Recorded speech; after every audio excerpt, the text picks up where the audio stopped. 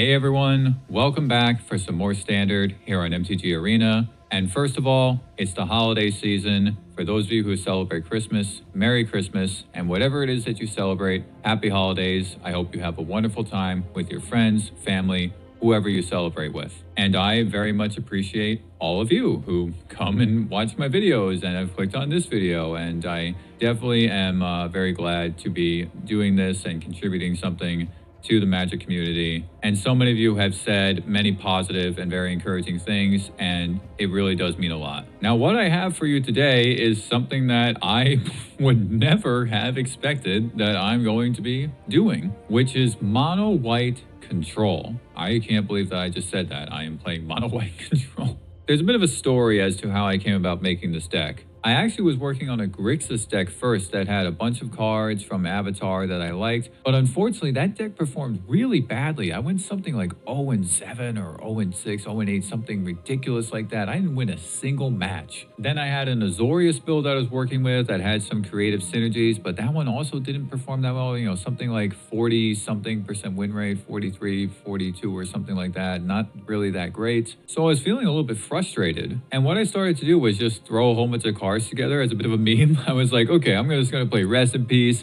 I'm just going to play Authority of the Consoles, right? I'm just going to play tons of Get Lost, Day of Judgment, you know, all the usual control stuff. But I didn't want to just make another Azorius control deck, right? I already have an Azorius control deck. I didn't want to just do another Azorius control video either. But one thing that I kind of realized, and this is something that other people have been realizing as of late as well, Planeswalkers are really strong right now. Think about it. There aren't that many ways in the current meta outside of Get Lost to deal with Planeswalkers, because the Lessons deck, none of those removal spells target Planeswalkers. The green and Simic decks can't target Planeswalkers. Mono red kind of, but they can't really burn out a Planeswalker. You know, they need like a burn spell and a Nova Hellkite and then hit it directly like all in the same turn before you can really get you know, 2 turns of value from it. So I think Planeswalkers are in a good place right now, and the two, at least arguably, the 2 strongest Planeswalkers are Ugin and Elspeth. I mean, Kaito is certainly a strong one as well, but these are the 2 that really just carry you through the late game and your opponent has a really tough time dealing with. So I was like, okay, if I'm going to play this deck that has like Rest in Peace and Get Lost and Day of Judgment, Authority of the Consoles and all this stuff,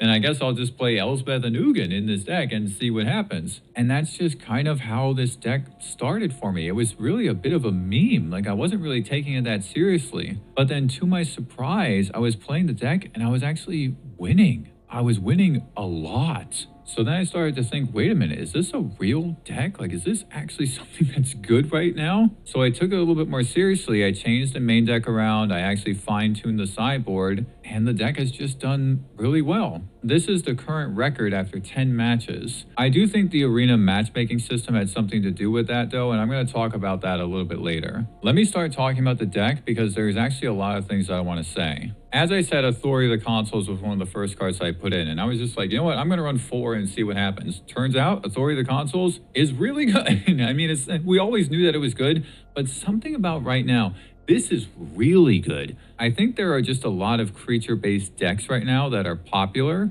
Not so much Izzet Lessons or Jeskai Control, and really you could argue Sultai Reanimator as well. You know, they play some setup creatures, but then they kind of just go for a big play using the Cavero. But otherwise, there are a lot of creatures being played, and I think Authority is just really rewarding. I gain so much life off of this card in most games. And it stops Mono Red that plays haste creatures. It stops the Frostcliff Seas that is played in some Izzet decks. It stops that from giving everything, or at least it stops things from attacking, right? They still have haste, but they can't attack the turn that the creatures come in. So it's just been pulling a lot of weight from me right now. Then we get to the 2 colorless spells. So one of the drawbacks of playing exclusively white and having no blue is you don't have any card draw. But really, Candy Trail and Maze Mind Tome, these do offer a lot of ways to look through the deck. Candy Trail, you get to scry 2, and then you get to draw a card, gain some life. Tome, you get to do this 4 times. You can either scry, draw a card, and then you gain more life after the 4th charge. So these really do provide a lot of utility. These are doing better than I thought, especially Candy Trail. I've been very impressed with this card. I really haven't used it that much up to this point. This card is just really good. I think it could see play in some more decks. And the key synergy here with these colorless spells is Ugin, because anytime you cast one of these while they're on the field, now you get to exile something. So really, these 2 are just really good. I generally don't have a problem finding the cards that I need. I'm not going to have a hand all the time of like, 6, 7, cards like you can with other decks that have blue. But really, I'm generally finding the stuff that I need. I only have like 2 or 3 cards in my hand sometimes, but they're what I need to be able to deal with what my opponent is doing.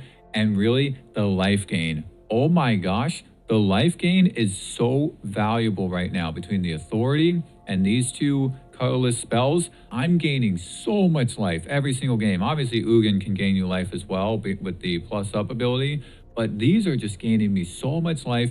And if I'm just gaining tons of life, it doesn't really matter what my opponent is doing. You need to actually kill me. And if I have like 40 life, you got to figure out a way to do 40 damage to me. So really, these 2 spells, especially the Candy Trail, man, I really undervalued this card. I was pleasantly surprised with how good it is and how much value it brings. They also do kind of work together. You can play Candy Trail before you draw a card off of the tome, or you can scry with the tome before you activate your Candy Trail and draw a card with it. So they work with each other. Now we get to some removal. So Seam Rip, I think, is excellent right now. This gets rid of Storm Chaser's talent. It gets rid of Artist talent. It gets rid of Badgerable Cub. It gets rid of all the ramp creatures. It gets rid of Doc Arlock, Otter tokens, Demon tokens. Seam Rip is just really good right now. This is absolutely main deck worthy. I think if you have a deck that has white, you just want to have a few of these in. It has so many good targets right now. Even something as simple as Fear of Missing Out. Fear of Missing Out is still a strong creature.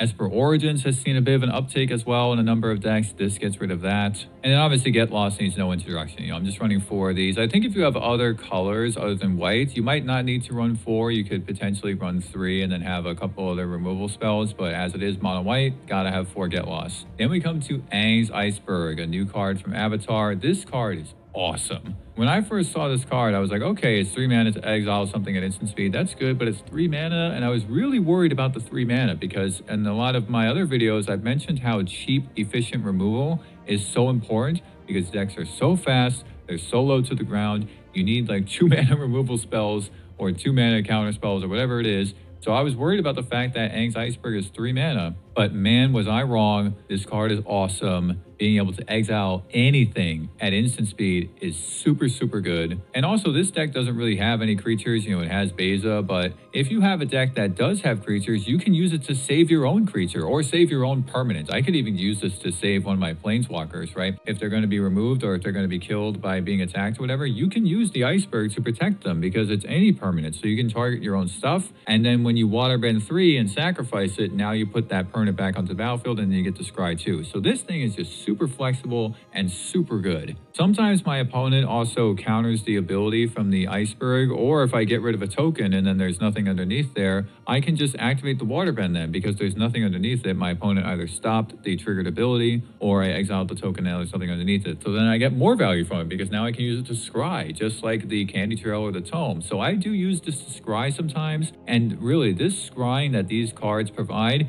it really does make up for the loss of card draw. At least there's not that much card draw in the deck, right? When you compare it to decks that run blue. Then we get to the spells that stabilize. So Split Up, Beza, Day of Judgment. I don't think any of this is surprising. Split Up, of course, works really well with Authority of the Consoles. If everything is tapped, then you can just get rid of all tapped creatures. And if you have creatures and those creatures are untapped, then you can get rid of only your opponent's stuff. Beza as well, needs no introduction, but this does provide a little bit of card draw, which is nice in addition to the gaining life, potentially the 2 fish tokens. Again, there's so much life gain in this deck. The Authority, the Candy Trail, the Tome, the Beza, the Ugin. There's so much life gain. It's really hard for your opponent to just actually kill you. I mean, even if you're running out of resources, if you have like 30, 40 life, or sometimes even more than that, then you're just buying a little bit of time until you find an answer or find a way to close the game, and it's fine if you just take a few hits from your opponent. The one thing I will say about Day of Judgment is that this card is super important right now because, look, decks are super fast. They're comboing off by turn 4 and all this stuff, so to have an answer by turn 4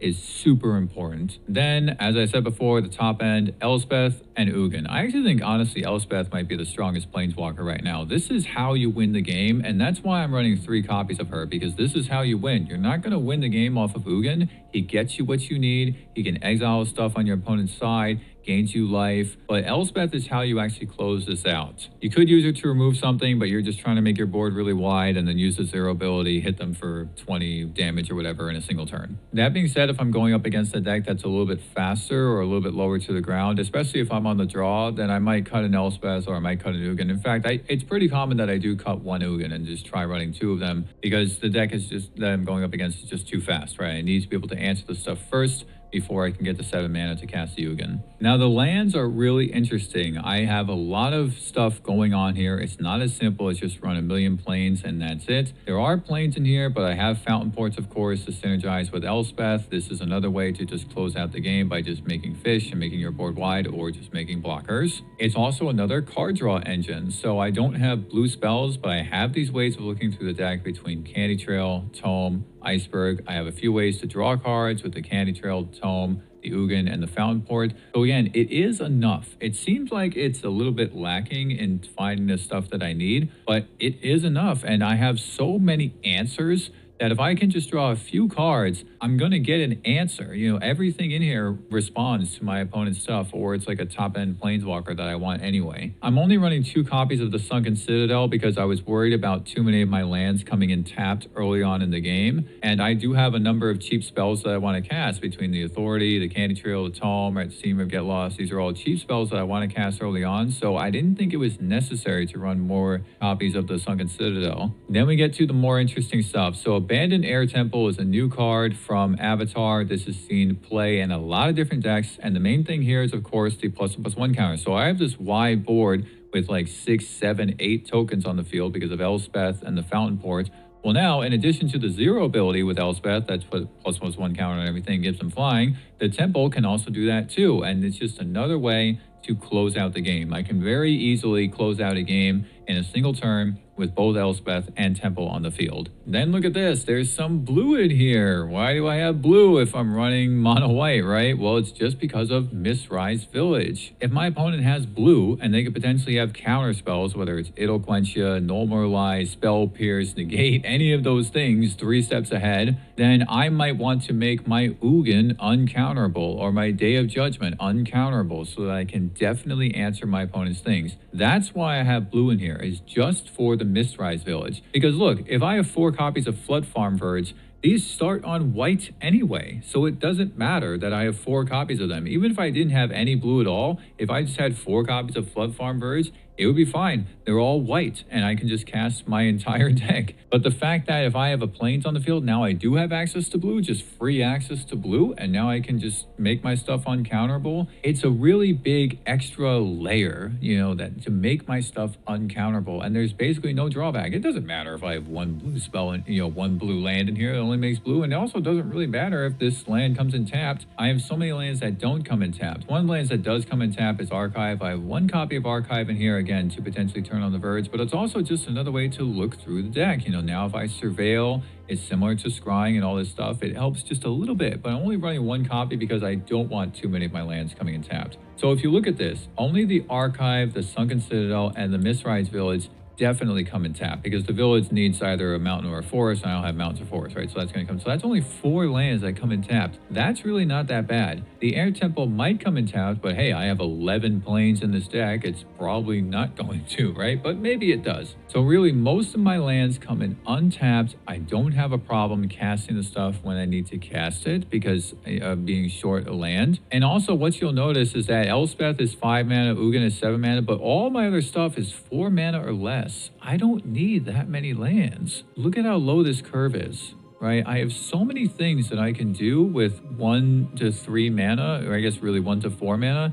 It doesn't matter. I miss land drops with this deck. It's not that uncommon, but it doesn't matter. I have plenty of things that I can still cast. I have so much life off of the Authority, the Trail, the Tome, and all this stuff. It doesn't matter that I'm missing a few lands. And again, the upside of having the village and being able to make my stuff uncounterable is so big. It's really good against any deck that runs blue. Rounding out the lands are 3 copies of Demolition Field. There's a lot of lands that are non-basic lands that you want to get rid of. Ba Sing Se, Agna Kala, Abandoned Air Temple, then the usual suspects like Restless Cottage, Restless Fortress, Restless Reef, Soulstone Sanctuary. All that stuff is still played, so Demolition Field really does feel like it goes a long way right now. Let's talk about the sideboard. I have a 4th Steam Rip in here. This is really good if I'm going up a deck that plays a lot of cheap permanents and I'm on the draw. That's typically when I'll put it in. 4 copies of Rest in Peace. I mean, so I said that, one of the cards that I was like, I want to play Rest in Peace, because I was sick of Sultai Reanimator and Izzet Lessons or any Izzet deck really, because they just have Stormchaser Sound, right, to pull stuff and Winter Night Stories to pull stuff out of the graveyard. So I wanted to play Rest in Peace. So I had Rest in Peace in the main deck, but then I was matching up against decks that didn't use the graveyard, and I was like, okay, this card doesn't do anything. So now I was like, all right, let me just move it to the sideboard. But I just have 4 copies in here because why not? This is a mono white deck. You could run Kutzel's Flanker instead of running 4 of these, but I just figured why not just run 4 copies of Rest in Peace? It's something that they have to deal with. And I have so many other answers to things that it doesn't matter that I'm taking up 4 slots with a Rest in Peace. And it's just so effective at dealing with those other decks. 2 copies of Ultima. So one of the aspects about Ultima is that it does get rid of the Earthbended lands because it ends the turn. So that triggered ability from the Earthbending doesn't happen. However, I don't put this in against Green or Simic, even though they do Earthbend some lands, because it's just too much mana. It's 5 mana, and that's just too slow against those decks, especially if I'm on the draw. But there are a lot of decks that are using Earthbending that are not super fast or super creature-based. There's a Golgari one that has gotten very popular that mostly uses Earthbended lands. This is a really good answer to that. And then look, people are still using decks that use artifacts. There's Obsessive Pursuit. That's being played in a lot of decks that makes clue tokens every turn, and then that deck also plays a whole bunch of other token artifacts like map tokens, clue tokens, and all that stuff. So I don't think Ultima is worth putting in the main deck because it's 5 mana, and I also don't think there are that many matchups where it proves to be valuable, but when it is just super good. 2 copies of High Noon. Oh my gosh, this card just counters everything. This card is amazing. Every Izzet deck with the Boomerang Basics or the Warped Riddler into Splash Portal or Winter Night Stories, or all the Pixie decks that are trying to double spell, or any deck that plays pump spells, right, trying to pump up their creatures a whole bunch of times. Just my goodness, man. High Noon is such a strong card right now. It stops everything. It stops the Bant airbending combo, right? Because that's trying to cast multiple spells in a turn, of course. So this card is just super effective right now. In a similar vein, Torpor Orb, man, this card is also super effective right now. So many creatures have ETB effects, and this just turns all of them off. This is very good against the ally deck. It's also obviously very good against Bant airbending. Now, one thing about the Torpor Orb is that it does turn off Beza, but it's just a simple swap. 2 copies of Orb for 2 copies of Beza, right? That's how you sideboard it. 2 copies of Pinnacle Starcades. This card, I gotta say, I sideboard this in a lot, man. There's a lot of cheap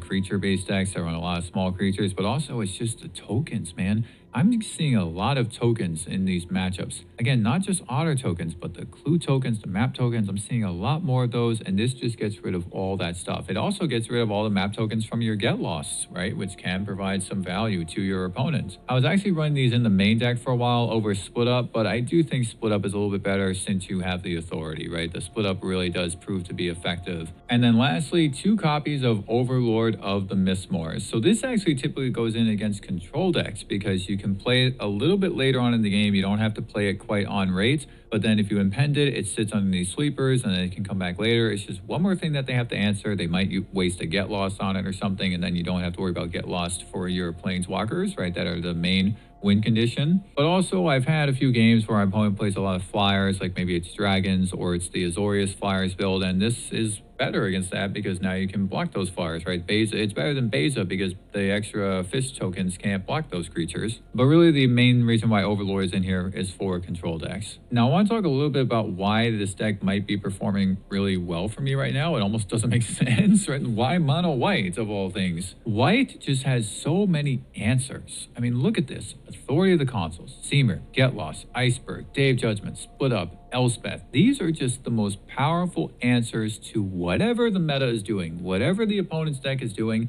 These are the answers. And I think they're just better answers to a certain degree than playing counterspells. I can't believe I'm saying that, but I think counterspells are not in the best place right now because with Izzet being such a popular deck, they have so many counterspells of their own, and if you're just holding up a counterspell and then your counterspell just gets countered, then you didn't get the value from it. Now look, they can counter this other stuff as well, but Aang's Iceberg, Seamrip, Authority of the Consuls, right, these are enchantments, so they need specifically a null or negate. Spell Pierce can work, but it's very easy to play around that. And also, people I think are really good right now at just playing around counterspells. Like, they're just not going to cast their stuff. Like, they're not going to cast their best thing or whatever, so you're just holding this counterspell in your hand and it's not doing anything. everything. Whereas holding up all this, your opponent really doesn't know. Do you have Day of Judgment? Do you have Get Lost? Do you just have a Maze Mind Tome, right? Do you have a Planeswalker? I think it actually leaves your opponent a little bit more in the dark when you're just playing white. And then with all the life gain, you can just be patient. Just be patient, wait for your opponent to play out a whole bunch of stuff. It doesn't matter if you take a little bit of damage, and then just answer it. Answer it however you see fit. Play Beza, play Day of Judgment, play Aang's Iceberg, play another authority, do whatever. So in a lot of instances, I'm just waiting. Like, I'm just holding up my Candy Trail that I'm going to activate, or my Tome that I'm going to activate, and it doesn't really matter what my opponent is doing. I'll take 6 damage or whatever, how much damage my opponent is doing, because I'm just going to gain some of that life back. Now, there are some other possibilities. The most common mono white build is the one that is tokens based, so it has Voice of Victory, Carrot Cake, the Caretaker's Talent, Enduring Innocence, and all that stuff. But I didn't really want to mess with that, because then I can't play as much removal or as much answers for my opponent's stuff. It's like I can play Seam Rip, maybe I can play Get Lost, I can play Day of Judgment, but having more answers and having more ways to gain life, I just didn't want to fill up the deck with that other stuff. I didn't want to mess around with it. And then as far as Ugin is concerned, one thing that certainly is kind of missing from here is the Hedron Archive. Again, I just wanted space for this other stuff. I wanted space for the Bezas. I wanted space for Day of Judgment, right? But you could potentially run like maybe 3 copies of that, like maybe only 2 Day of Judgments, and take out the Bezas and then just play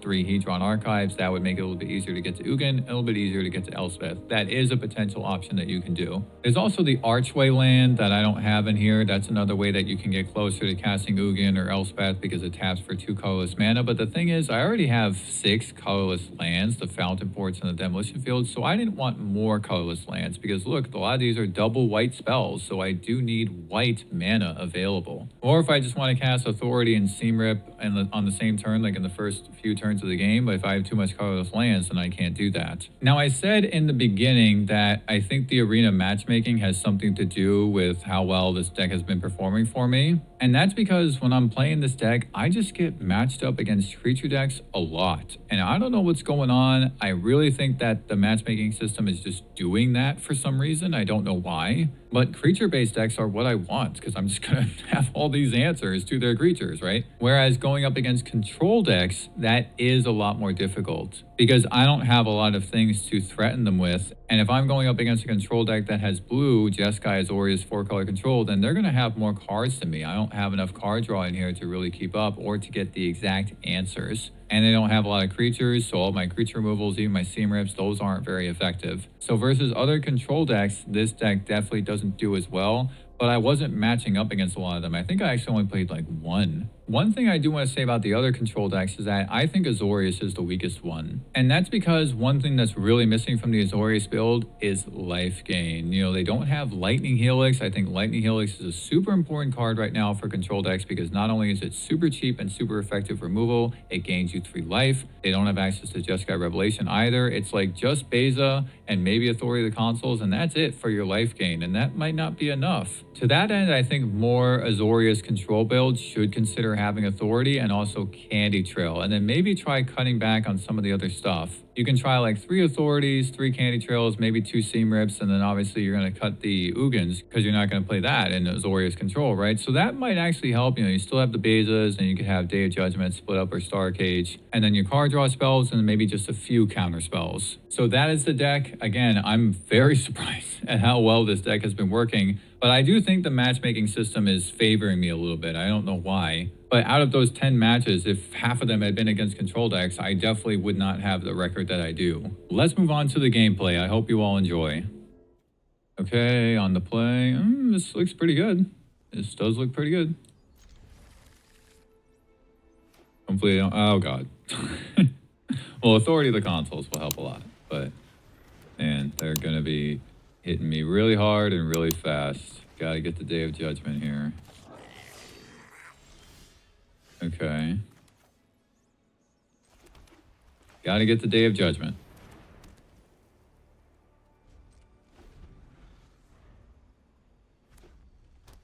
I mean, at least they can't like plot the slick shot and combo off the turn that they play it. They have to just play it and then, wait to do all that.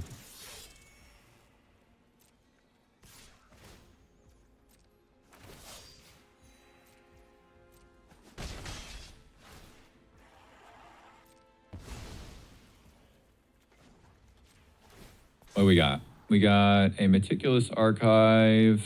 I do need lands, but it's tempting to actually get rid of that. Because I think I do want, hopefully, to find another piece of removal other than Day of Judgment. Okay, I mean, another Authority is welcome. That is definitely welcome. Okay. Hopefully they don't kill me. Okay. They get to draw 2 cards off this, and then they also get to exile, right, with the Emperor Challenger, so they get to see a good number of cards here. Okay, Dreadmaw's Ire.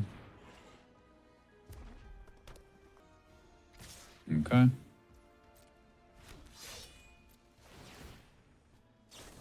Yep.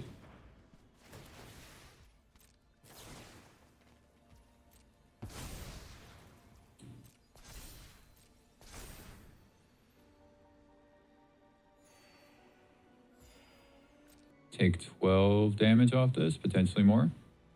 Okay.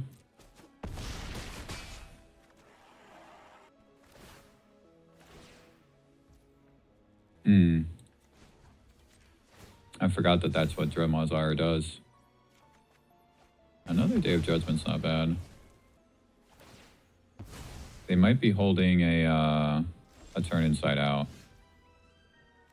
All right, well, gotta do it. They are holding turn inside out. So they're gonna get to Manifest Dread twice. Oh, it's just Might of the Meek.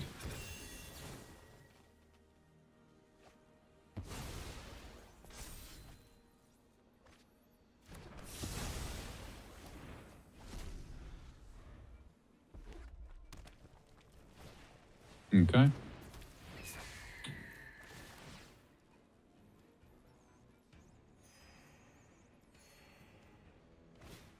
Sure.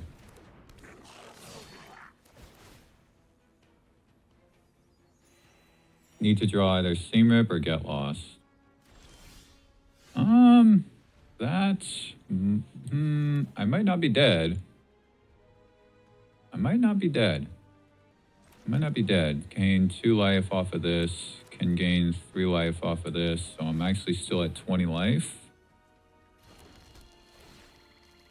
Let's see. There's the Get Lost. So I should just draw that. Yeah, I'll just draw that because I can respond to whatever crazy stuff that they do to pump the Slick Shot. Okay.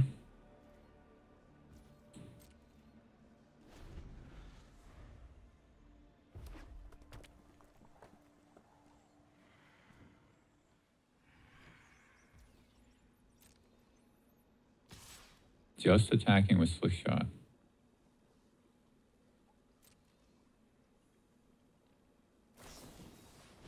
Sure.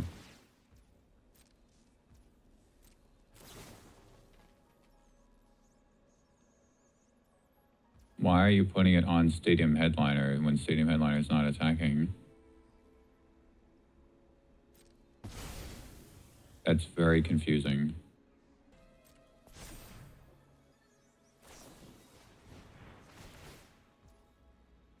I'm very confused as to what's going on right now. I'm very confused. Very, very confused.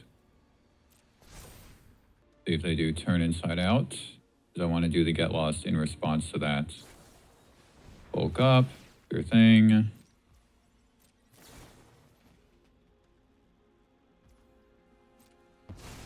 Because it says may, right? You may choose new targets. I'm very confused.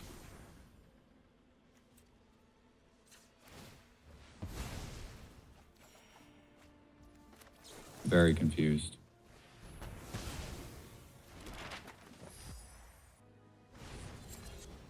Ah, that's what they were doing. Okay, that was actually really smart. That was really, really smart. I give my opponent a lot of credit for that. I mean, I guess I'm just chilling. Because they can't kill me. Whatever creature they play is going to come in tapped. I don't think I want to pay the life for the... Well, I'm just going to make a treasure, right? Because then I can cast Ugin. Ugin or Elspeth? It's gotta be Ugin. Gotta be. I mean, if I play Elspeth, I don't use the treasure, and then I can sack the treasure, draw a card, or even just sack a 1/1, draw a card. No, I gotta play Ugin. I gotta play Ugin. Exile that ley line.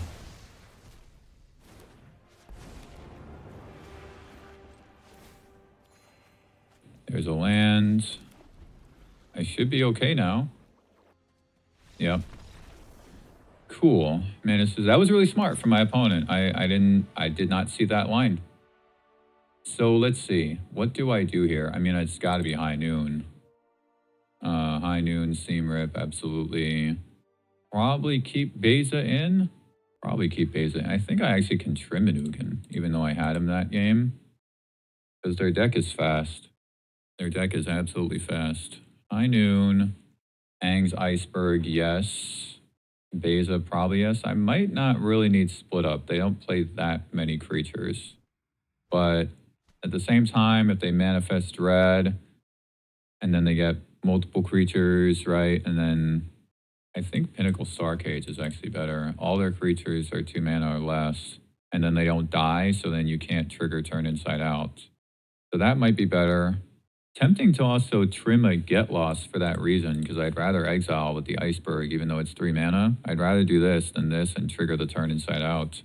Tempting to also cut an Elspeth, but Elspeth is the win condition here. I don't need Torpor Orb. I don't know how good Beza actually is, though, because if I just gain 4 life, that might not make a difference, because they can just chunk me for tons of damage anyway. All right, I'm going to trim an Elspeth, but I don't know if that's the right thing to do. Because it's like, if I gain 4 life, that's not going to make a difference. If they're double spelling, they're just going to do 30 damage to me in a single, you know, I need to actually remove the creatures. And if I just pay 4 mana to play Beza, that's not going to be enough, really. Okay, this is good, but I don't have any card draw or scrying. But it's still really good. They do not start with a ley line. They do start with a Stadium Headliner. It's probably fine to play Authority. And then I can double Seam Rip.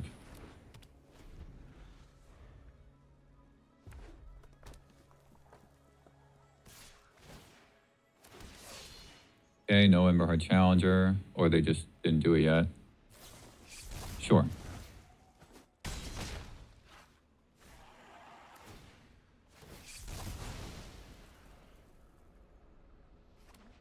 I mean, it is tempting to save a Seam Rip because Slick Shot is worse. Slick Shot is worse. Do I save a Seam Rip here? I do want to play the Candy Trail. Slick Shot is much worse than Stadium Headliner. Slick Shot is much worse, but if they have like so many pump spells right now, then they can like kill me next turn. Actually, no, they can't because they don't have a ley line in play. So I can Candy Trail and draw a card next turn. All right, let's try this. Maybe I'll pay for it, but okay, they do have an instant spell. They do have a pump spell. I don't think they have a Slick Shot. They probably would have plotted it. Oh, it was a Firebending Student. I don't think they have a Slick Shot. I am going to play this Seam Rip, actually. Hopefully I don't regret that. But I really don't think they have a Slick Shot. I think they would have just plotted it on turn 2 instead of that Turn Inside Out. Okay. Sure.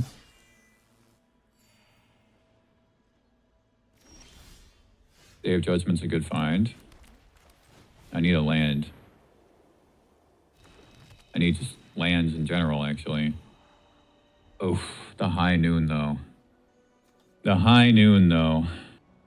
I mean, if there isn't a land under there, I'm going to really regret it a lot. Damn.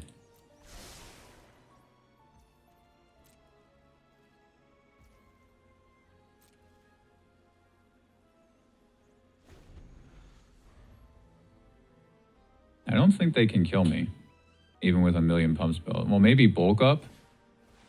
Okay. Really need that land now. They're probably going to save their Turn Inside Out.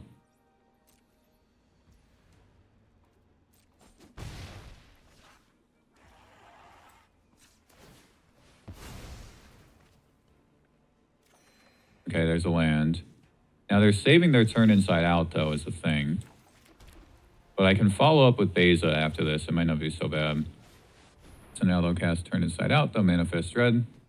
Or Might of the Meek or something. Might of the Meek, fine.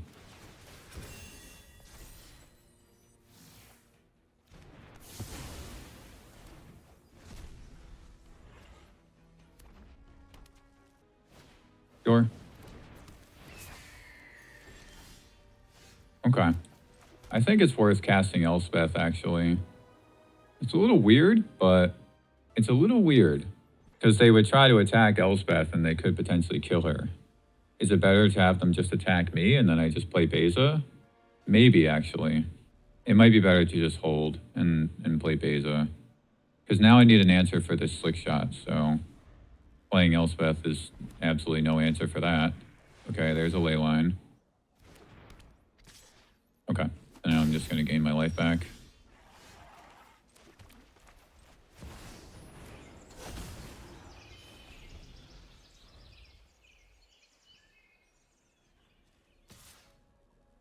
This is just copy, right? Yeah, so it's not a cast. So High Noon doesn't stop the trigger off a ley line. It just stops them from casting multiple pump spells. Sure.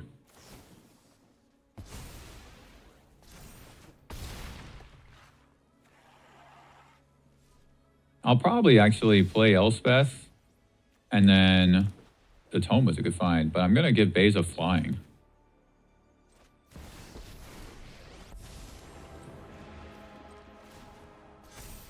The Tome was a really good find.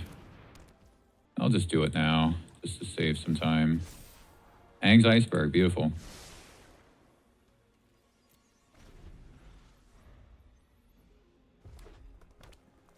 Okay. Now I can do this. Do I attack with Beza? Sure. Sure. Why not?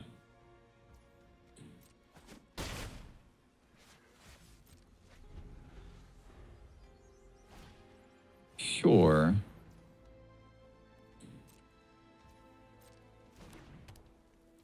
I'm going to draw a card first. Okay. They're attacking me. Okay, well, they don't have a spell. All right, well. Okie dokie then. Beating the ley line deck here. That was a really good play, though, with the Callous Sellsword for my opponent, though, in the first game. Okay, on the play. I don't have anything. I might be able to find stuff with the Tome, though. It's really not that bad. It's really not that bad. I don't need to find lands. I just need to find answers. I think I'm going to mulligan, though. Okay. I can Candy Trail to find lands. I probably don't need 2 board wipes. At least probably not. Gonna need to Candy Trail here. Need lands. Need lands, lands, lands. There's a land. You can get rid of that Steam Rip.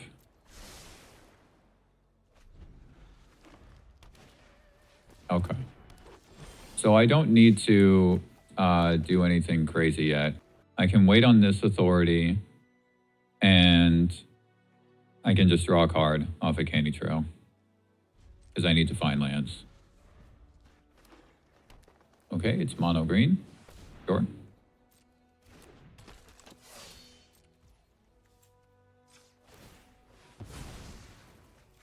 Okay, there's a land, and there's another land. Perfect.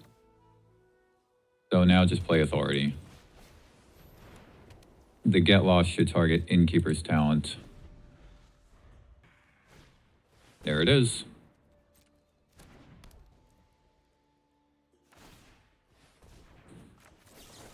Now they used all their mana.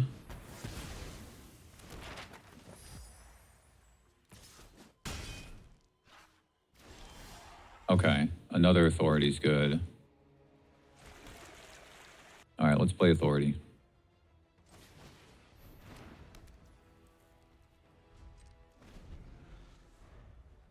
Definitely need them to play a few more creatures, though, before my Day of Judgment. Sure.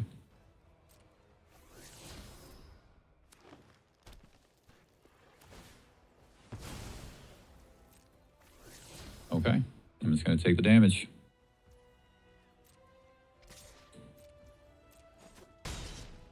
Could save this Get Lost for another Innkeeper's Talent, honestly. Okay, Seam Rip's not bad, but I don't need to do it. I can actually wait. Yeah, I can just wait.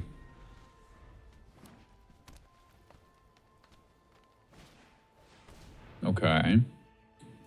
Sure. Any more creatures you got?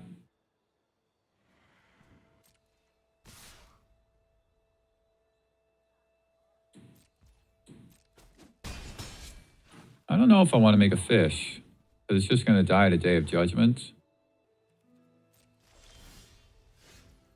Okay. Now I can make a treasure. I'm taking quite a lot of damage, though. I think I do need the Day of Judgment. I should be able to handle whatever comes after.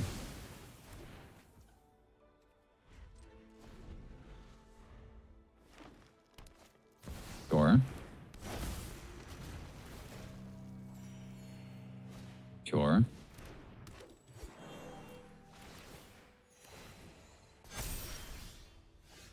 Day of Judgment again? Possibly, actually. Yeah. I'd rather save Seamer for, like, Bachelor Cub or something.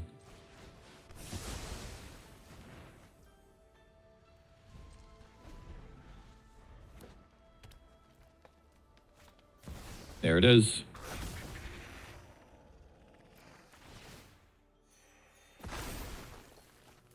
Ah, okay. So yeah, I can deal with both of those. The land's going to get a little big, but... Elspeth, don't need to do that yet. Let's just Seam Rip the Cub. And then we'll just get lost the Ouroboros.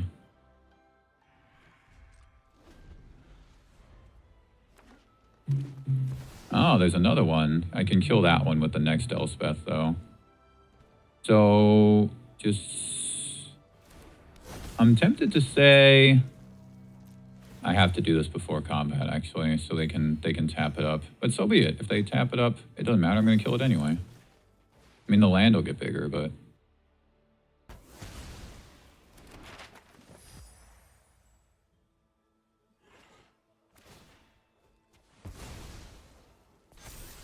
Okay.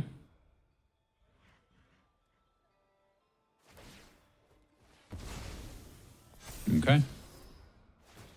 Yep.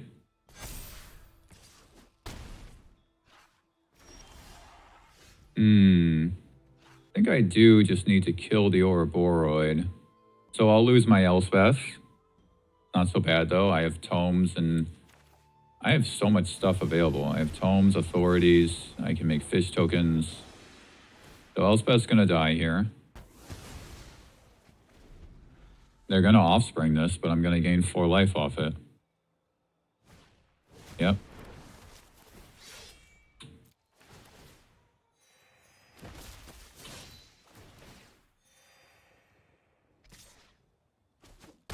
Okay. Now I just make a fish token every turn as a blocker. Oh, wow. Now I just make blockers with that instead. The only thing is an Ouroboros right off the top. I can draw a card off this.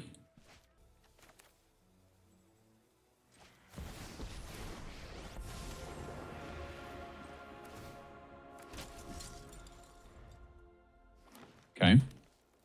Just a land.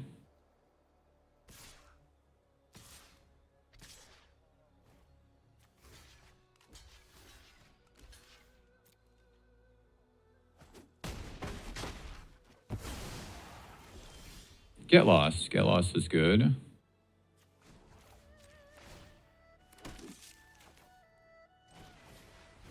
Do I activate this to draw a card and hopefully hit a land? No, because I want to Get Lost in Ouroboros. And I can also draw a card after blocking with a token. I can scry first and then do that. So I've seen 2 Ouroboros, right? Yeah. Okay, a Tyvar could be an issue, but only if they... Okay. I was thinking that only if they leave their creatures untapped. Okay, so... Tempting to play... Well, I'm definitely going to play Seam Rip. And I can... do I want to cut an Ugin? Maybe not. Yeah, maybe not. It is tempting to play Torpor Orb, but I think the only enter the battlefield trigger they have is Offspring. Because this is an ETB, right? When this creature enters, yeah. So that's okay. So it only hits that and Badger Mole. That's not a lot. You know, this is more for like airbending and things like that. Or like Pixie, good for that too. I think I do want to keep the split ups in. You're saying like split up versus Pinnacle Starcage, right? Ultima is also... Well, Ultima is more not for this, because this deck is too fast for it. It's more for exclusively earthbending decks. Maybe I just cut an Ugin. I think that's all that has to be done here, right? That might be it. I'm on the draw now. It's actually in the bad. The only thing I'm considering is Pinnacle Starcage. 5 board wipes, it's got to be enough, right? 5 board wipes, 6 removal spells, and 10 including... It's got to be enough. It's got to be enough. Okay, this looks decent actually, but I have no removal. But I feel like I can find removal with the Candy Trail and the Tome. Because like I can Candy Trail and Tome and then save this Surveil land. I'm going to be able to look through the deck a lot. And the Authority will help. Actually, this kind of does feel like a mulligan. Because what if I don't find answers?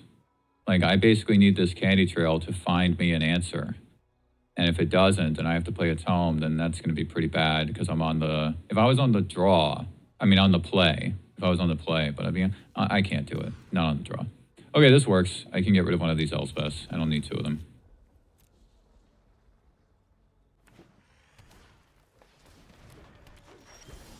Okay. Candy Trail. See what's up. Well, those are both fantastic.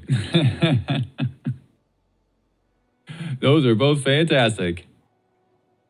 Yeah, I mean, I'm not going to change that. I'm just going to leave them. I think I'm going to just leave this Candy Trail on the field for a while. Draw a card after I play out my stuff. Oh. I mean, I don't have... I just have Beza. Okay. Yeah, I just have Beza. I mean, I guess that's why they did that, right? For Beza. But that also stops... I feel like that hurts them more than me. I just have Bezas and they have both Paw Patch and Badger Mole. I think I should Seam Rip instead of drawing a card off a Candy Trail. Because they have 4 mana right now.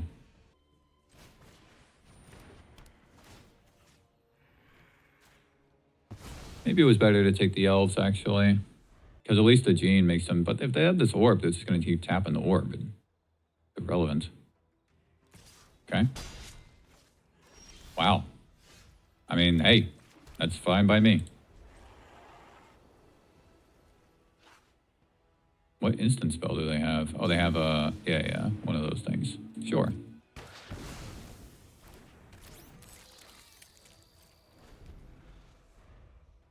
I mean, it's better that they do that on that instead of my Aang's Iceberg. Okay. Okay. Do they just not have anything here? Alright, well, I'm gonna draw a card. And maybe they have another instant spell. I mean, I'm gonna Seam Rip the Gene Pollinator again to make them use it.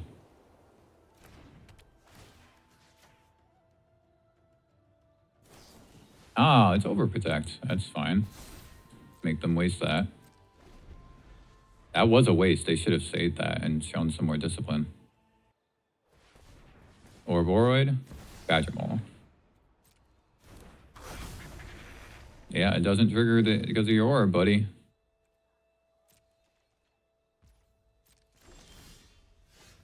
Ugin showing up. I can just pass the turn, though. I'm chilling. I could even just make treasures off this Fountain Port right now. I'm sitting very comfortably.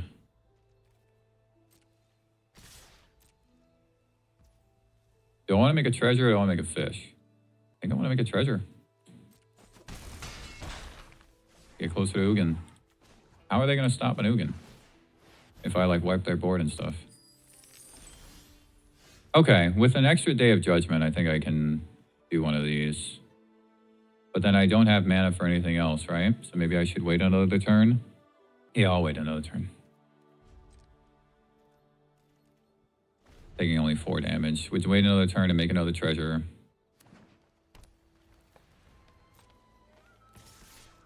Okay.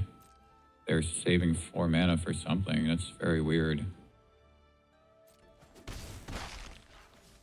Okay, I have no idea what their plan is right now.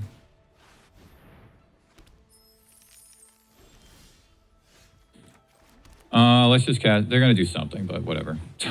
Whatever. Overprotect, something. Let them do it. Sure. Everything else dies.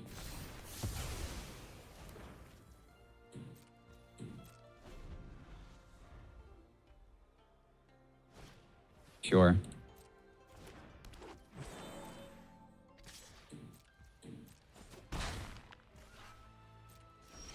Okay.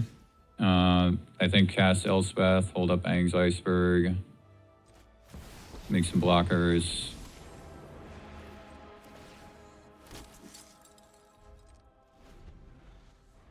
Yeah, I don't know. I don't really know how they get out of this, honestly. Okay. I guess they didn't see it either. Man, that was just... I can't believe that. I can't believe that. They just hurt themselves so bad with that Torpor Orb. Okay, on the play. Oh, this looks great. Wow. That is awesome. I gotta say, I'm becoming a fan of Candy Trail. This card is actually good. It is actually good. Elspeth and land. I don't see anything wrong with that. I don't see anything wrong with that. Let's just do it.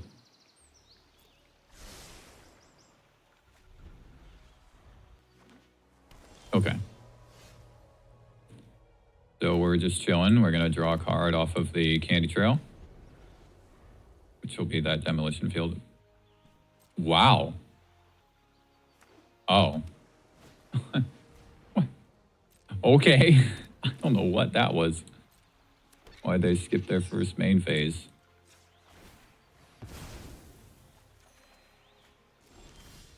Okay. So do I seam rip the talent or the otter? It's got to be the talent. Got to be the talent. Save to get lost for an artist talent.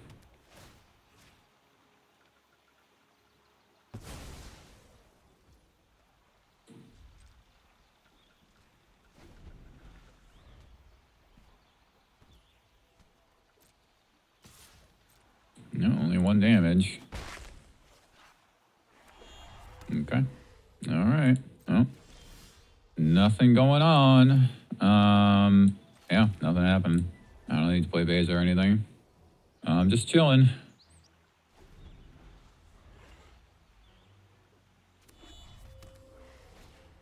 Okay.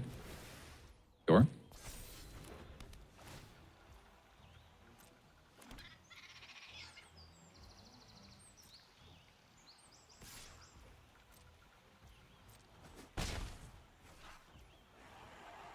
I don't need to get lost that. Artist talent is the worst one. Aang's Iceberg was a great find.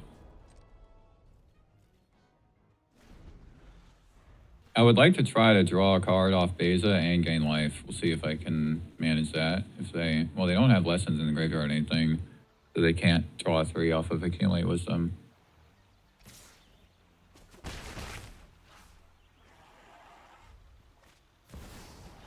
Sure. Do I Iceberg that or get lost that? Probably not.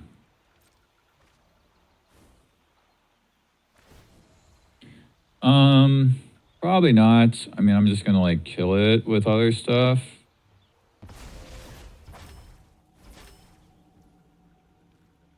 Now, if I remove something and then I draw a land, I can play Beza. I'll draw a card and gain life. But that's a lot of ifs. Tome is great. Tome is great.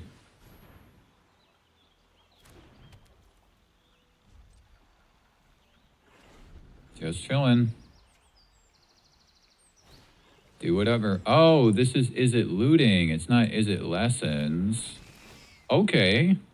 I see. Okay, yeah. Is it looting?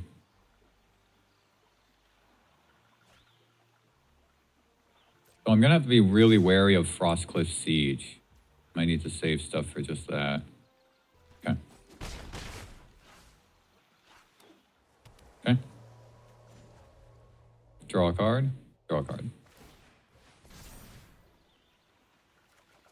Okay. Fountain Port's good. Ugin's fantastic. I'm still just chilling. They have not killed me, so... Do I play Beza? Could play Beza, because I'll make creatures and gain life. Okay. Gain life, make fish.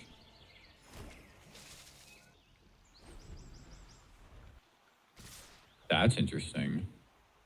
But they're going to kill Beza somehow. It's got to be towards the tower, right? But I'm just going to block with the fish then. And now... Yeah. So... I don't know about double blocking. Because if I do this, they can just cast 2 instant spells. It's got to be towards the tower. There's no way it isn't. It's got to be towards the tower. So we'll just do this. Well, is blocking the otter potentially... That could potentially be more damage if they cast 2 instant spells. What are they doing? Okay. They lose their otters. What are they doing? I should get lost that, I think. I should get lost that.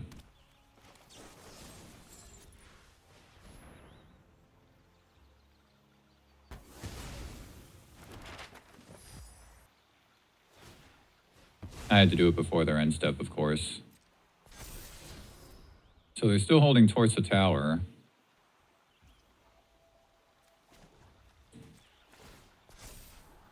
Handy Trail is good, even though I would like a land. Handy Trail is good. It would have been nice to draw that, but I didn't want them to draw the card off the sauna. Candy Trail is good. I think I'm going to keep that, actually. And before I do anything with Beza, let me see what's coming up. Seam Rip. I think I should just draw a card and Seam Rip the thing, and I'll keep the land. Or draw a card, because then I only have two, well, then I have 2 mana open to draw a card with the tome, which would be this land. Okay, I think that's probably fine. Or is it better to just like take this land to be able to play it this turn, and then also draw a card off the tome to draw this Seam Rip? I think that's better.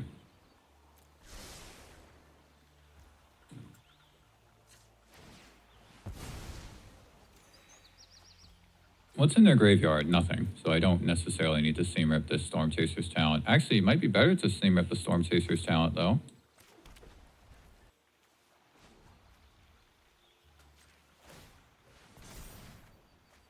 I think it is better to Seam Rip that Storm Chaser's Talent. I have things to answer the other stuff. They're not close to Delirium. But I don't want them to, like, boomerang basics this stuff and get things out of the graveyard and blah, blah, blah. I can just take the damage from the fear of missing out. They're not going to get Delirium. Speaking of, do I just attack? Yes, right? Well, I guess there is a way. They would have to... Oh, no, they can. They can. Because they have to... Towards the tower. Yeah, they can. They towards the tower and cast Winter Night Stories because they have a torch. So they do have Delirium. So I'll just leave Beza back as a blocker. Beza will not trade because they'll activate this map token and pump the fear, but that's okay. Okay, there's that. And now they'll torch Beza to get Delirium. I mean, I could just cast Ugin next turn. I gotta save this Iceberg for the siege, though. Okay, well, they gotta land. But they can still get Delirium. Sure. And then they'll torch, and then they'll attack. Sure. That's fine.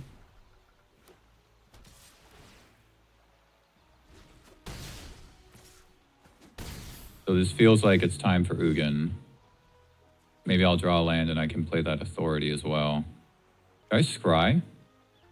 I'm going to scry. Perfect.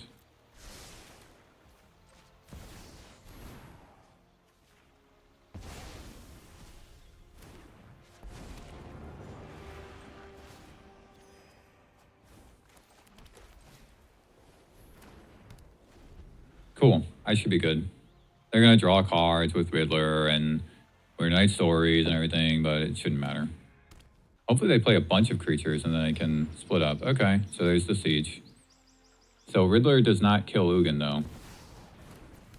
Oh, it's tapped anyway. I forgot because of the Authority. So then I should Aang's Iceberg the Siege and kill the Riddler. Ooh. All right, let's draw a card first. I was going to play Elspeth to get rid of the Riddler. Now I might not have to do that. Okay. Should probably get rid of the Agnikilla. Yeah, I feel like it might not matter too much what I do here, but it does feel like I should save this split up. It does feel like I should save this split up. I'm going to get rid of the Riddler with Elspeth.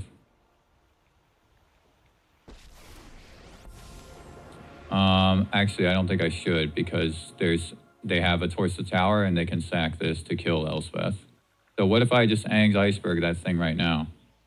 Or Get Lost it right now? Let's do this. Let's activate this. Get rid of this.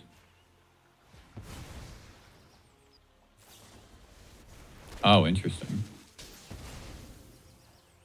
It was into the Floodmaw. Okay, well, I don't have to get rid of the Siege because I have the Authority, so I can actually wait. Just kill the Riddler. Probably just kill the Riddler. I guess I can wait. They don't have blue mana open. I mean, I feel like it's unlikely they run counter spells, but they only have red open, so... Sure. Sure.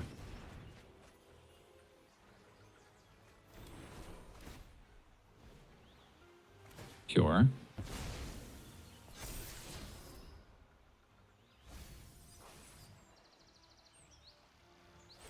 Sure. Sure. Yeah, so I think I should Aang's Iceberg the Siege. Sure.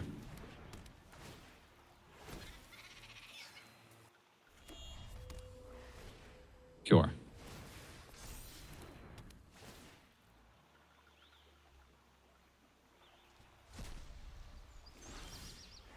Okay. Second Elspeth. So what can they pull out of their graveyard? And into the Floodmaw. Towards the Tower is kind of irrelevant. The Braid is kind of irrelevant as well.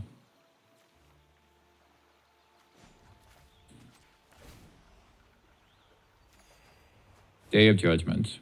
I guess so. Day of Judgment and Aang's Iceberg, the Frostcliff Siege. 1, 2, 3. I have 9 mana, so I need 3 for the... Okay, so I can't activate the Fountain Port as well. Because if I don't hit a land, then I can't do everything, so... Okay, attack.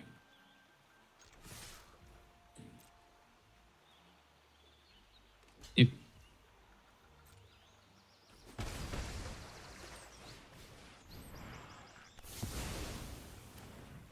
And hold up Aang's Iceberg for sure. I really want to get rid of that Siege.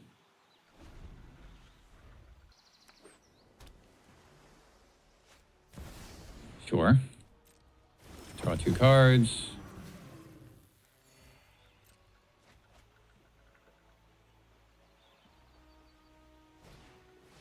Sure.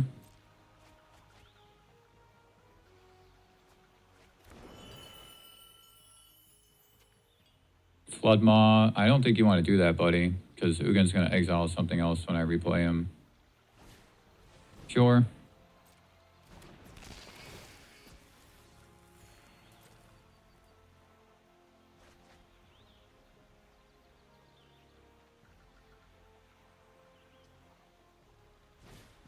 Sure.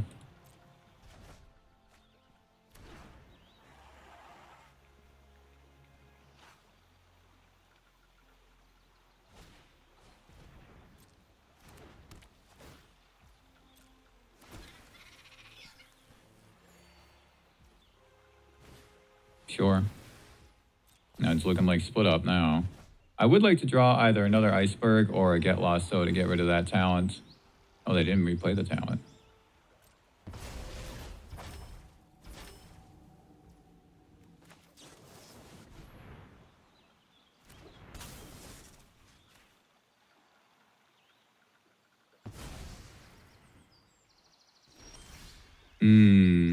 Second Ugin.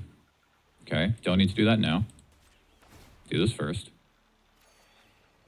Land is good. Split up is good.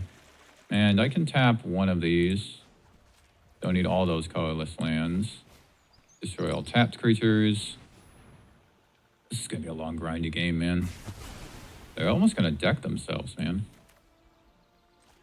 Play Elspeth. Counterspell?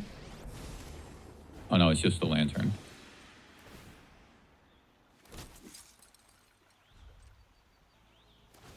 Sure.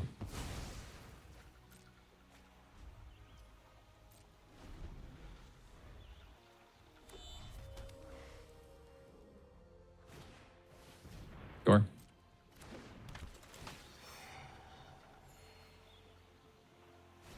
Sure.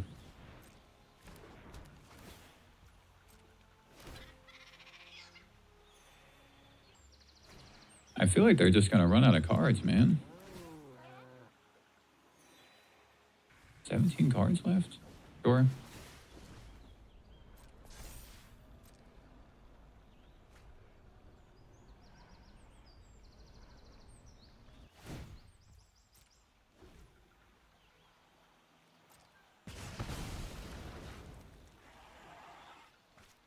Sure.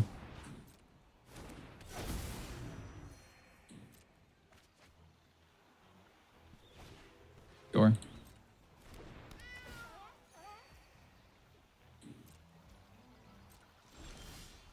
Okay. Draw a card first. Tome is excellent. So now what? I mean, I can basically like remove almost everything they have. I kind of want to save this Ugin though because of the ultimate ability. I mean, I'm absolutely going to exile this Storm Chaser's talent because otherwise they're going to keep getting Boomerang Basics and have infinite creatures. I can get rid of the Riddler with Elspeth. If I cast the second Ugin, then I can get rid of a Tiger Seal and the Duelist, but then I don't have the mana for Fountain Port. Might still be okay.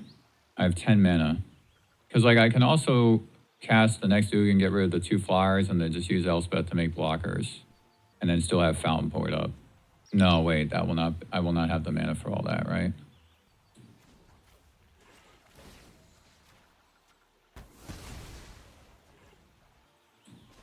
I definitely won't have mana for 2 Fountain Ports. Well, actually, let's do this. Let's get rid of that. And then I kind of want to scry with this instead of drawing a card. 1, 2, 3. I have 8 mana available. I'll be able to draw a card off this Ugin, of course. Okay, there's another land. I did play a land. I played the Sunken Citadel. I don't need another land. Oh wait, no, I didn't play it yet, but I have it. Let's cast the new Ugin. Oops. No attacks.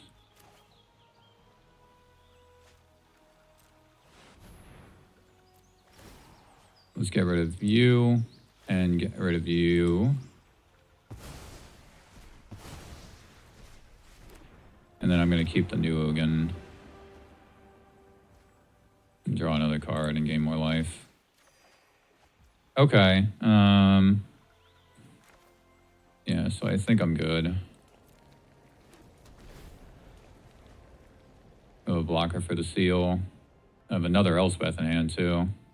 Hopefully I don't run out of time this game. That would suck if that's how I lose. They are very close to decking themselves. Okay. Sure. Sure.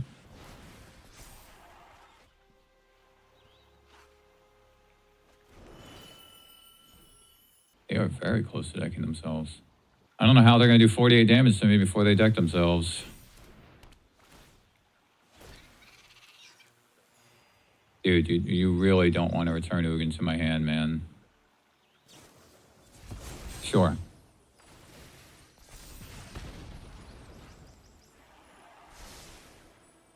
I mean, you're going to see that card in like 2 turns anyway.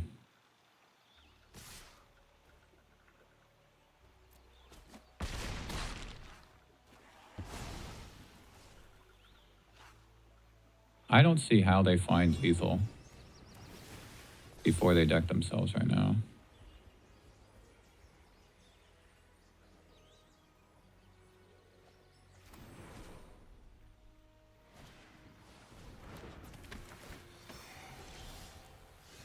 So, now what? I mean, I guess I need a board wipe.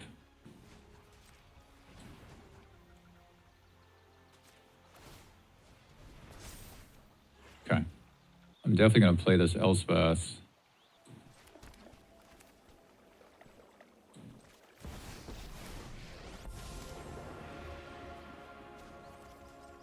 And then I'm definitely going to exile the Siege. And then I do still have mana to draw a card with the other Fountain Ports.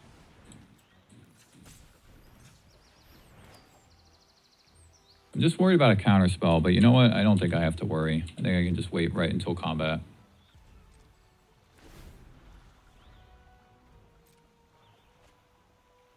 They're seriously going to deck themselves, aren't they? There's no way they can do 50 damage to me.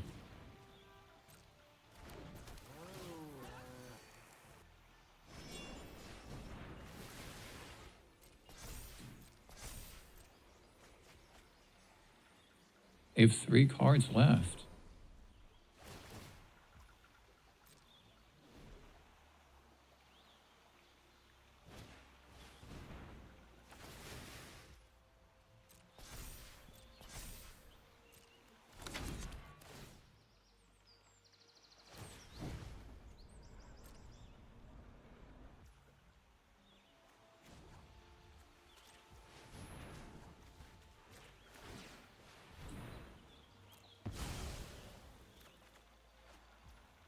All right.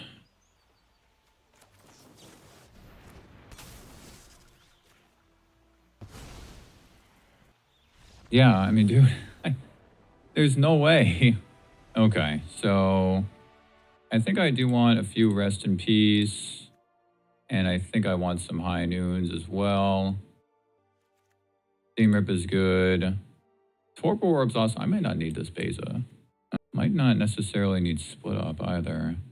Tempting to put in Torpor Orb, but it hits Fear of Missing Out and the Quantum Riddler, right? So it might turn off their Tiger Seals. I mean, I definitely do want the Rest in Peace for the Delirium stuff. Definitely want Authority in case they play Siege. Might be able to trim an Ugin, but this is a long, grindy matchup, so maybe not. Can maybe trim a Tome. Get Lost is good. Aang's Iceberg is good. I feel like I might be over sideboarding here. Maybe the High Noon is not necessary. It's not like they're a combo deck. I think Trim and Ugin. I do like Elspeth. And then I think Trim Split Up. Let's try that. Let's try that. Okay, this looks pretty good.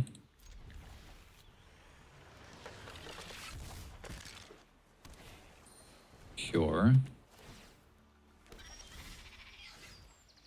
So what am I going to do? I think I need to play the Citadel first, so that then I can Candy Trail and Authority. And we have 12 minutes left. Sure.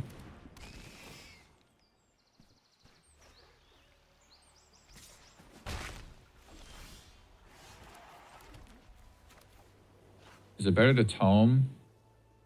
No. 2 lands are good. 2 lands are definitely good.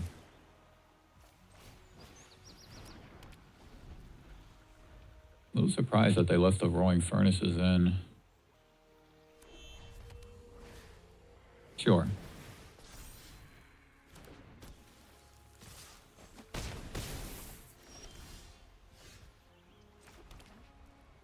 I think just Ang's Iceberg the Siege.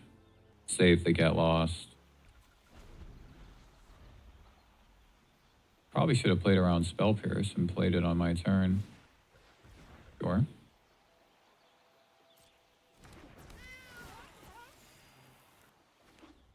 Sure.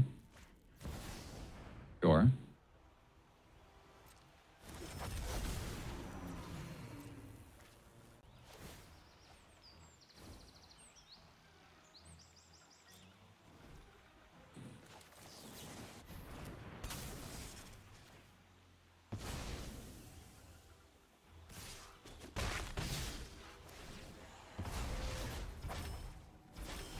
Probably just Day of Judgment now, actually.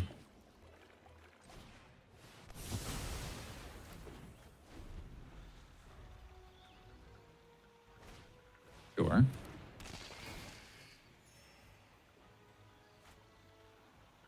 Getting close to Delirium. Sure. Now they might get Delirium. Yes. Okay. Ang's Iceberg is a good find. I think I just like kill both of those things, actually.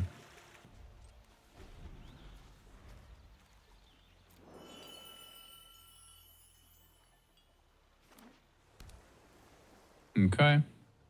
I wish I knew what was coming next.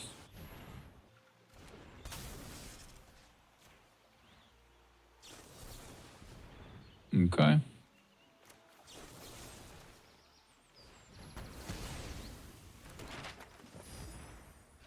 I can now at least use this to scry at some point.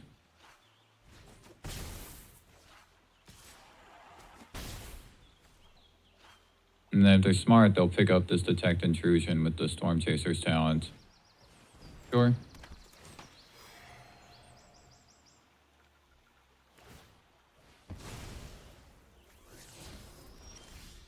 Okay.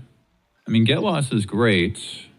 Tempting to do it now while they're tapped out, but they also only have just a Spire Bluff Canal in hand, and I'm thinking like, you know, they might use this to draw cards and stuff, but even so, they can't go get this and cast it, because both of these will be untapped.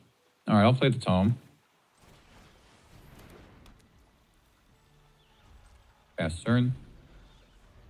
Still have a bunch of life, and I'm going to gain more life. Sure. They can't harmonize Winter Night Stories with that.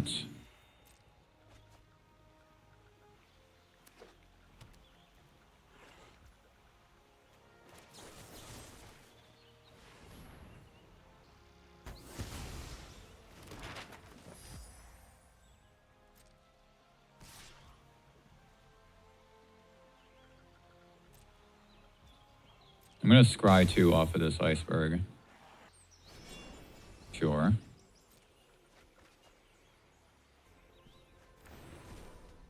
Sure.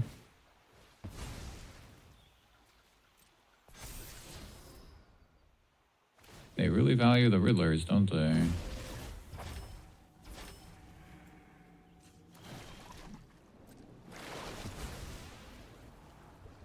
Day of Judgment. I don't need it right now, but I probably will need it. Do I need the Candy Trail? Probably not.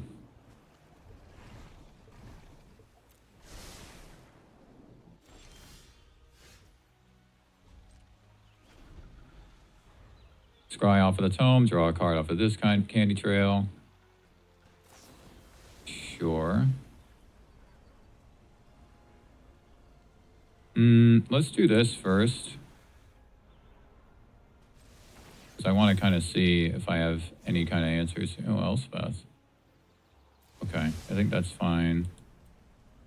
Believe.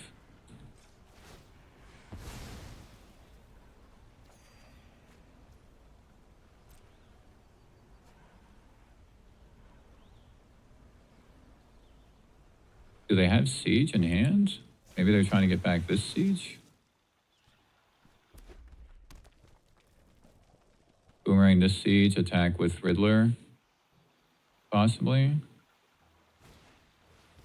Sure.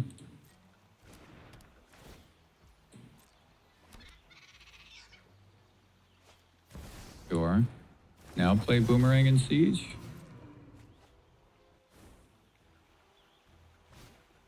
Okay. So they just had Siege. Okay, so that's the game. I don't think I need to change anything though. I think I like the way that I sideboarded. Really tempting. You know what? I'm going to put in High Noon. Just give them more problems to solve. I think Trim and Elspeth, because she's not that good against their flyers and their trample for what it's worth. Really don't want to take out my removal because their creatures are so threatening. I can maybe cut an authority, but it does a lot. I think I might need to cut another tome. I don't want to, but just give them a lot of problems to solve between this, and this. Okay, this looks good. Probably start with Torpor Orb.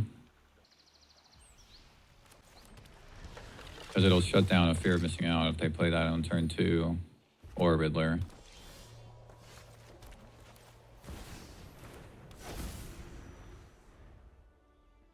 But then I'm out of gas, so... Because I took out my tomes. Sure. I think it is worth seam ripping that guy. And I think it's also worth playing Rest in Peace in case they play Winter Night Stories. Or in case they wanted to, I guess. Wait, what? The wrong card.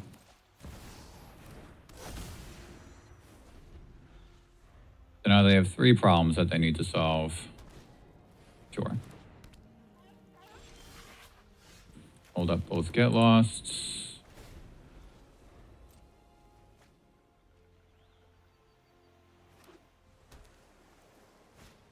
Sure.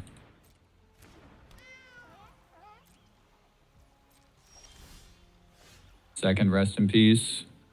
Probably not necessary. Well, I'm not going to Get Lost both of their seals. I think they have Spell Pierce. Or Detect Intrusion or something.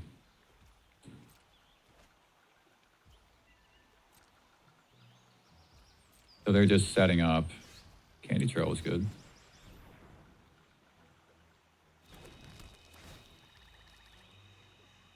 Need lands, perfect.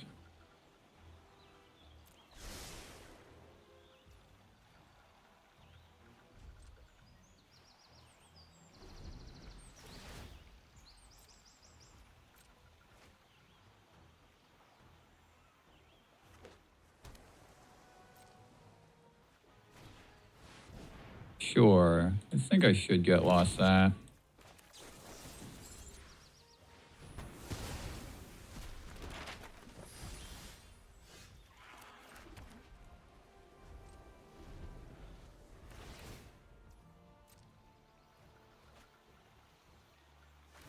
Sure.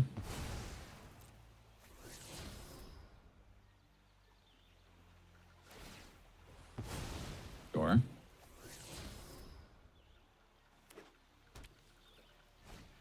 Sure. Do they just have a handful of lands and Tiger Seals?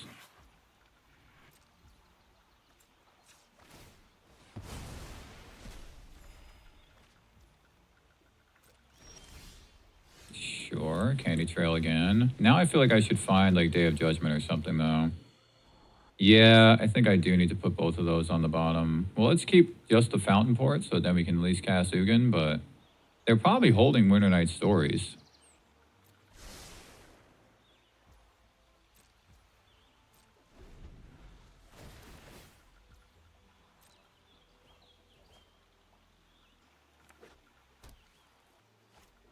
Sure.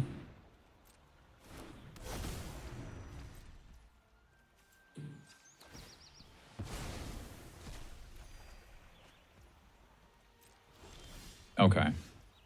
I think it's worth just casting Ugin. I mean, I guess what's their plan? They're going to cast Winter Night Stories and get rid of and untap all the seals. And actually, maybe I can wait to cast Ugin because I can like make a treasure and stuff like that. Get Lost the Riddler or Get Lost the Siege if they play that. I think that's their plan, though. I think they have Winter Night Stories, and they're going to untap all their seals and attack Ugin. I mean, does that matter if they attack Ugin, though? Like, does it matter if Ugin dies? I don't think it matters if Ugin dies. You know, Spell Pierce? Okay. Sure.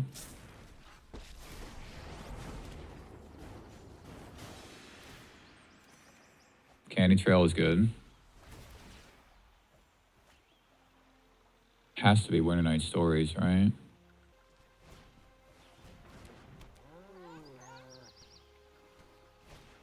Okay.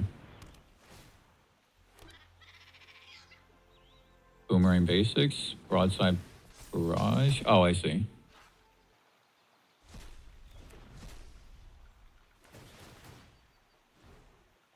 Sure. There goes Ugin.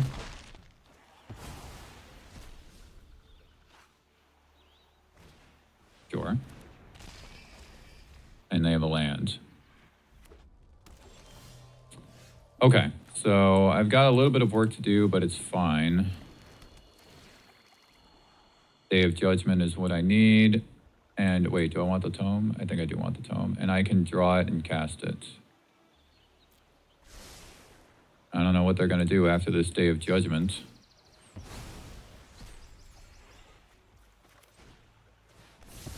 There goes everything. Boomerang Basics. Good find for them.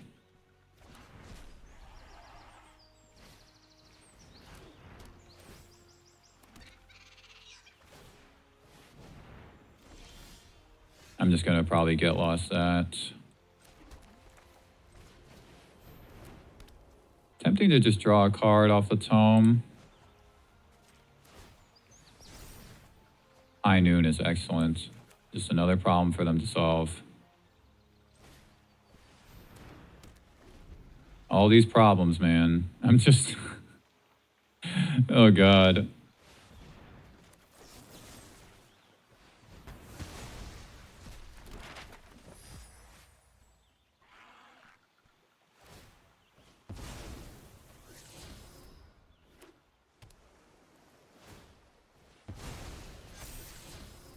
Midnight Stories is good for them.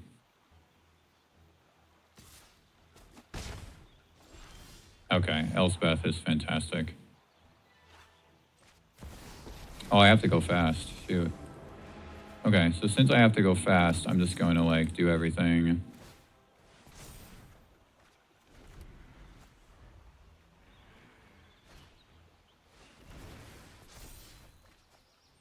That's their one spell that they can do.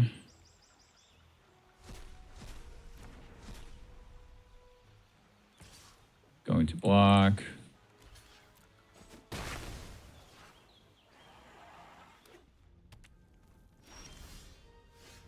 Make this white. Yeah, seam rip. Really don't want to run out of time. Oh, no. Okay.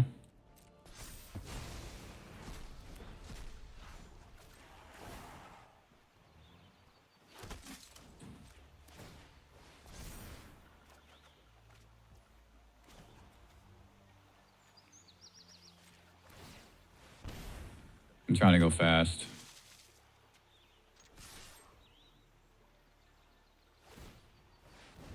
Because I don't want to run out of time. I'm probably going to win this game. Sure.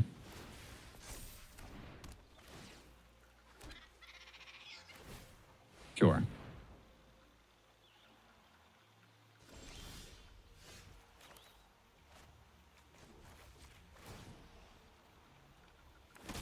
Scry first, then draw off the tome.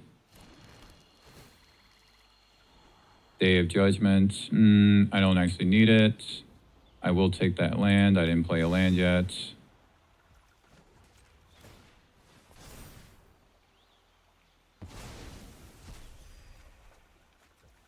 That land might win me the game. Just activate this. Okay. Activate this. No attacks. And I win next turn. because a counter from the Temple and a counter from Elspeth. They have to either get rid of Elspeth or get rid of my Temple, or... Well, I guess they just have to get rid of Elspeth. Even Boomerang Basics doesn't work. Sure. Okay. Do this. Do this. Attack. Cool. Didn't run out of time. Had only a minute left. Man, what a grind. What a grindy game, man. Holy crap. That was cool. But yeah, everything worked. So I should have done that in the second game. I just gave them too many problems to solve, you know. Rest in peace, High Noon, Torpor Orb, right? I should have just done that in the second game. Second game might have gone better, but still, really good stuff.